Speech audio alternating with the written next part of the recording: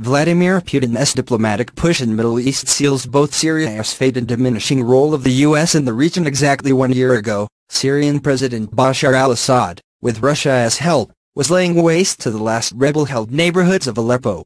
Cluster bombs and bunker busters fell out of the sky like rain, one resident said at the time. Children mistook the bright lights of phosphorus munitions for fireworks. The fall of Aleppo turned the tide of the civil war in the regime's favor.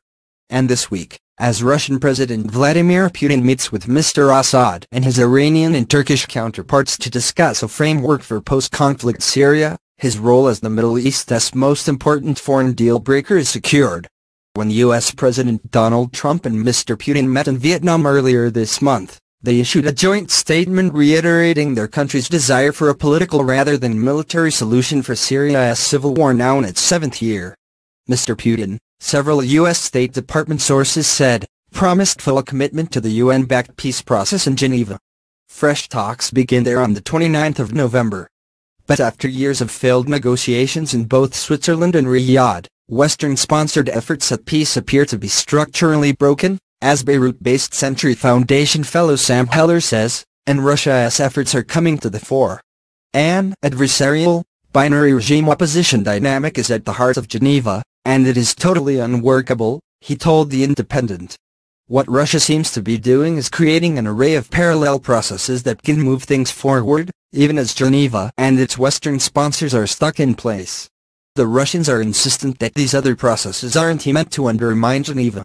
With processes like Sochi, Russia can address the key elements of UN Security Council Resolution 2254, which calls for a political solution in Syria outside Geneva's dysfunctional process, then drop them into Geneva to be ratified and given international legitimacy. To that end, Sochi, the sleepy beach town that serves as President Putin's winter residence, has over recent days turned into a frenzied center of global diplomacy. In less than 72 hours, the Russian leadership has held discussions with the United States, Syria, Saudi Arabia, Qatar, the United Arab Emirates, Israel and Egypt, all with a view to cementing Russia's role as a key player in the region. The trilateral conference between Russia, Iran and Turkey is the pinnacle of Mr. Putin's diplomatic marathon. It followed a surprise precursory meeting between Mr. Putin and Mr. Assad in Sochi on Monday. Iran has long been a consistent ally to Russia on Syria, especially on the matter of Mr. Assad's leadership. Turkey has supported rebel groups against Assad since Arab Spring protests began in 2011, and was at one stage even in open conflict with Russia. In a joint statement, leaders Vladimir Putin, Hassan Rouhani and Recep Tayyip Erdogan committed to what they described as the post-conflict phase in Syria's war. There are many unresolved sticking points. On Thursday, a senior advisor to President Assad said that Russia's planned December talks bringing the regime and Syrian opposition to the table will only succeed if the rebels first lay down their arms. Turkey also reiterated that Mr. Assad staying on as president is still a red line. Nonetheless, there is agreement to work together in all areas in Syria. The three foreign powers will work as guarantor states to enforce de-escalation zones and encourage political progress. They would help build schools, hospitals and playgrounds. In his comments to the press on Wednesday, Mr. Putin said Russian efforts would soon switch from the battlefield to reconstruction. Military cooperation had saved Syria from collapse, he said.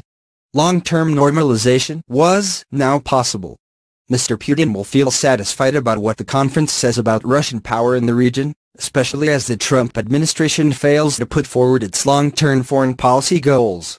Much has changed since his military entered the conflict in September 2015. Thanks to its often brutal support operations, Russia has helped Assad fight back from the brink to rule what is left of his country with confidence again. ISIS, thanks to both Russian and U.S. air power, clings on to a fraction of the territory it controlled at the height of its powers in 2014. In diplomatic circles, once strident calls that Assad must go are no longer very loud. And the U.S. position on Mr. Assad once a red line is no longer a precondition for a settlement, although Washington said this week